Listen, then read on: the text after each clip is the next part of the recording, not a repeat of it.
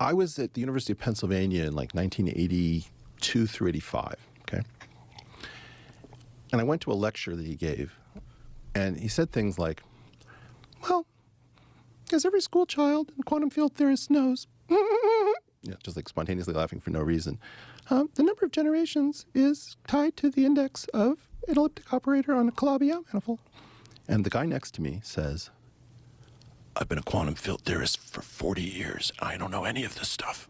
Whoa. Right? So he came onto the scene and started telling us how everything was going to fit together.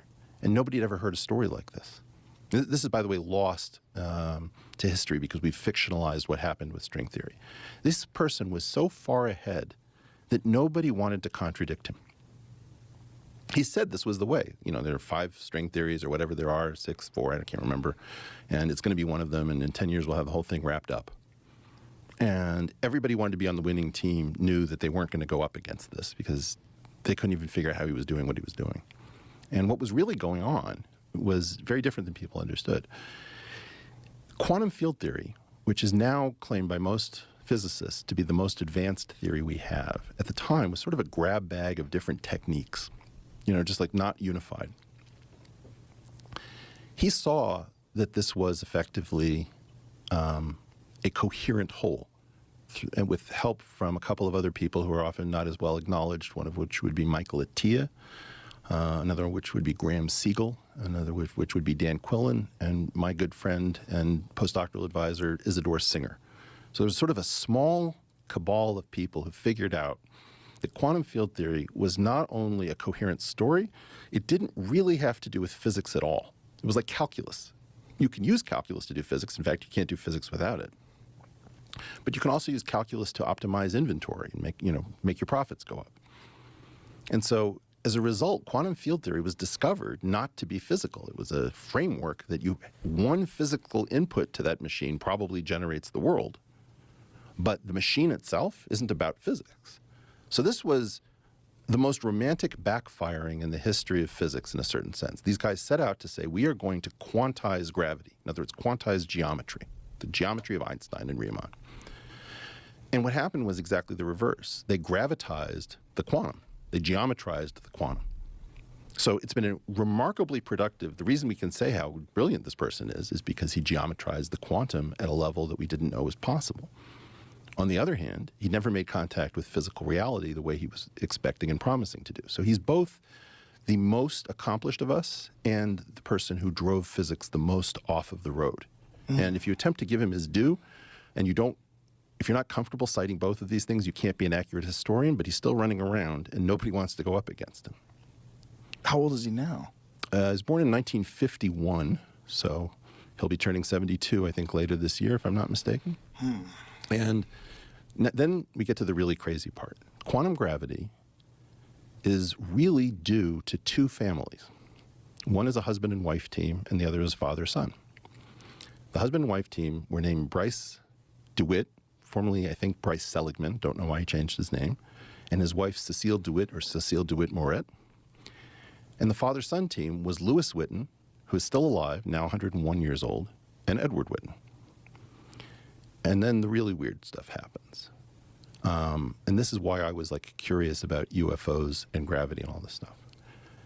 The actual genesis of these 2 families having this outsized impact on the future of theoretical physics comes from 2 different people who are almost never talked about. Matter of fact, most physicists have no idea their names. One is named Agnew Bainson, and the other is named Roger Babson. And these 2 guys were deep into anti-gravity. So the world's greatest mind and greatest living theoretical physics mind is the son of the most prominent anti-gravity researcher, I swear, I kid you not, from the 1950s. Whoa. Whoa. Now, there's an official story about this. And the official story that both the DeWitts tell and the Wittens tell is, oh, yeah, there were these crazy people. They were very embarrassing. They were always focused on anti-gravity. But we were clever enough to defraud them of their money to do real gravitational research. Ha, ha, ha. They both said that? Both families? Well, they didn't use defraud. But that's kind of what they implied? That's correct. because it's an embarrassment. And in order to understand this hugely productive period relative to the stagnation is incredibly high prestige. Like most of the positions at the Institute for Advanced Study, the top physics department ostensibly in the world, right? You had a director named Robert Dijkgraaf, string theorist. You had Edward Witten, string theorist. Natty Seiberg, string theorist. Juan Maldacena, string theorist. And you had this guy, Nima Arkani Hamed, who I hope you will have on this program, who is amazing, who is not a string theorist, but very string sympathetic. This thing dominated. It just took over.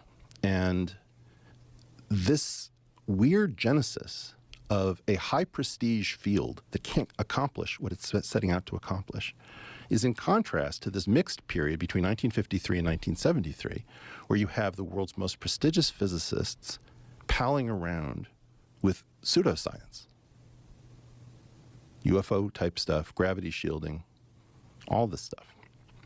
So Babson is so crazy. You can't even believe the story is true. But he claims that his sister drowned in a pond because even though she was a good swimmer, she couldn't overcome gravity. So gravity becomes his sworn enemy. And he's going to use his fortune that he's predicted from, that he's gotten from predicting the crash of 1929 because of Newton's laws. What goes up must come down. So he gets out of the stock market 6 months early. Babson makes a fortune. He, Edison, and Clarence Bird-Eye of frozen food, fame, form this sort of little intellectual collective where they're going to defeat gravity. So for example, because people are going to say, Eric, this is all nonsense, and it isn't.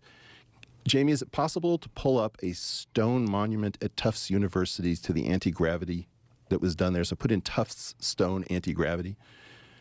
This guy littered universities all across the country with these monuments to prove that this anti-gravity stuff was actually taking place at American universities.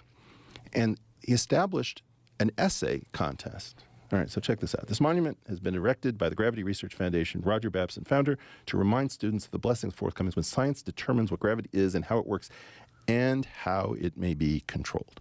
This is about UFOs and the idea that we are going to harness the power of gravity and we are going to get a supreme advantage. And these stones are littered around the country.